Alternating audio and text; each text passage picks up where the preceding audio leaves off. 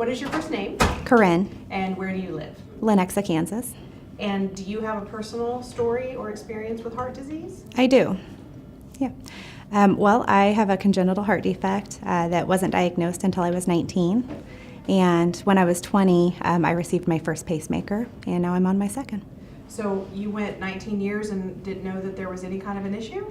I know there was an issue, but the results we were getting from doctors wasn't clear. And so once I got old enough to be on my own and really want to know what the answer was, I just kept looking until I found the right doctor that had the answer. So at that point then, was it relief because you knew, or were you scared? How did you feel? I felt scared at 19, knowing I would have a pacemaker for the rest of my life, but at the time I knew it was the right treatment and that it would help me. And since then I've had 3 kids, and I stood at the altar, which was something I couldn't have done without it. So it was the right thing to do, to keep looking. When you were first diagnosed, I mean, you knew there was something wrong, but when you first knew and had your pacemaker, was there a time where you thought, am I ever going to walk down the aisle? Am I ever going to be a mom? Yes. When I wasn't sure what it was or what the treatment was, it did feel that way. I thought the next time I pass out might be the last time. So now that you've gone through this and had these wonderful experiences in your life, how has it changed you?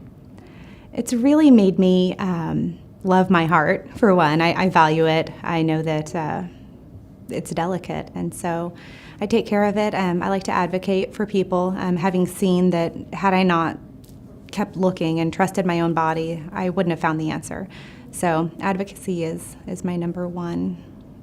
A lot of people don't realize that heart disease is the number 1 killer of women, and they don't get regular checkups or know all of the facts. Now that you know this, and you know that if you hadn't said, hey, I want to keep pursuing this, that you may not be here, knowing that, how has that changed your story and your truth and just how you share that with other people?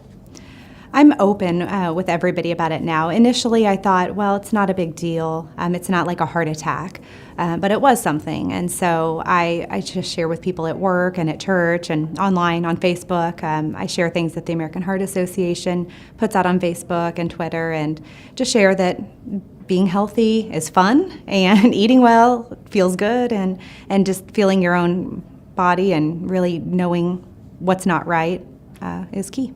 And how do you also share that with your own family in your home? What do you think is maybe different from someone who hasn't been through what you've been through? There are things that we do, like exercise. When we go to the library, we ride our bikes, or we walk to school. And it would be easy to drive. It would be easy to grab the junk food, but we plan ahead of time. So just valuing that, and then knowing that my kids are seeing what I'm doing is huge for me. So we exercise a lot, and we try to eat well and have minimal treats, but when we have the treats, we really celebrate them. Are your kids big enough? Have you had the conversation where, Mommy, what is a pacemaker and what does this mean? We do. It's important for them to know, if they're alone with me, what to do. So I've had to speak with them about it. My 4-year-old calls it a coffee maker. So I kind of I haven't corrected her yet. But so we talk about it, and they know that that's a good reason to be healthy.